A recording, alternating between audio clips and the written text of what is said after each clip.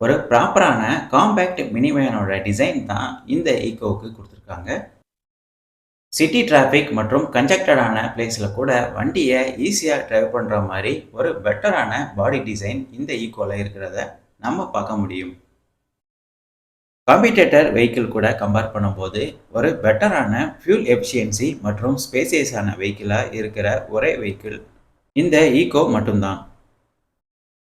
Practical மற்றும் budget ஃப்ரெண்ட்லிக்கு ஒரு பெஸ்ட்டான சாய்ஸாக இந்த வெஹிக்கிள் இருக்கும். ஃபேக்டரி ஃபிட்டட் சிஎன்ஜி ஆப்ஷன் ஒரு பெரிய ப்ளஸ் பாயிண்டாக இந்த ஈக்கோவுக்கு இருக்குது.